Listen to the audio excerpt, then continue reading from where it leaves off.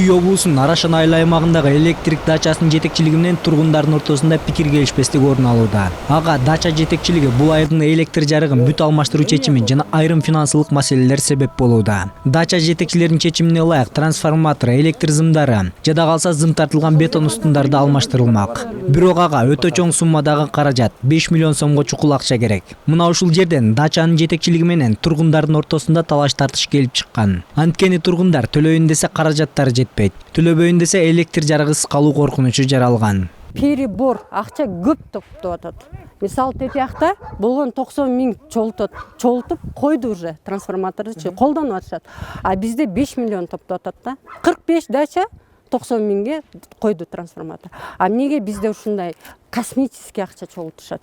Айыл тургундары азыр иштеп жаткан электр зымдары, трансформатор жакшы эле абалда экенин, ал эми зым тартылган түркүктөр бетон болгондуктан дале бекемдигин айтышат. Алардын бул модернизациянын кереги жок деген сөздөрүн угушкан эмес. Ошондой эле алардын долбоордун суммасын арзандатуу талабы да ишке ашпагандан кийин өздөрү башка жолдорун издеп арзан ишке аша турган долбоорлорду сунушташкан. Бирок ал да дача жетекчилигинин кулагынын сыртынан кеткендигин билдиришүүдө. 200 миңге жасап берем дегендер чыкты. Ошо өзүбүз да чалып атайын Алмазга айтсак, Алмаз ишенбей койду. Калп эле өзүнүн выгодасын карайт да бул. Тургундар бирок бул окуя аталган айылдагы маселелердин бир четели экенин, жакында суу чыгаруу боюнча да жаңжалдар болот дешип турган чагы. Алардын айтуусуна караганда, дачанын жетекчилиги үйлөргө суу киргизүү керектигин айтып, ар бир үйдөн 100 миң сомдон талап кылган.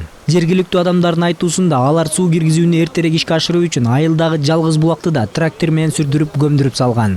Таза суга муктаж адамдар ушул жерде өзүбүздүн күчүбүз менен болсо дагы суу чыгарып алалы деген ниетте кылалы десек, бул жердин жетекчиси дача Арашандын председатели Алмаз Акулде ушул жерде сүрдүрүп таштаптыр. Караңыздар, 1 метрден ашыгыраак жерде. Булак бар эле суу чыкчу, э? Булак ол жерде болчу, суу чыкчу болчу. Анан кийин азыр тегиздеп койгон себептен биз азыр эмне кылышты билбей жатабыз. Эртең жаз келет. Могу суулар ылайланат.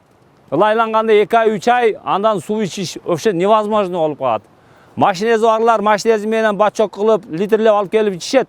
А машинеси жоктор бизге окшогондор иче албай калат да. Өз өлкөбүздө, өз үйүбүздө жөн гана электр жарыгына ээ боло албасак, биздин жарандык укугубузду ким коргойт деген тургундар азыр эмне кыларын билбей ийин куушуруп турган чагы. Алар дача жетекчилиги өзү каалагандай мыйзамдарды киргизип, баш ийбегендерди айып салуу, электр жарыгын өчүрүү менен коркутуп жаткандыгын айтышат. Урматтуу Сооронбай Шарипович, урматтуу Жогорку Кеңештин депутаттары, бизде силерден башка дагы мыйзам чыгарып, өздөрү бизге вынужден мажбур түрүндө бизде акча топтогон дагы жаңы депутаттар, жаңы президенттер пайда болду.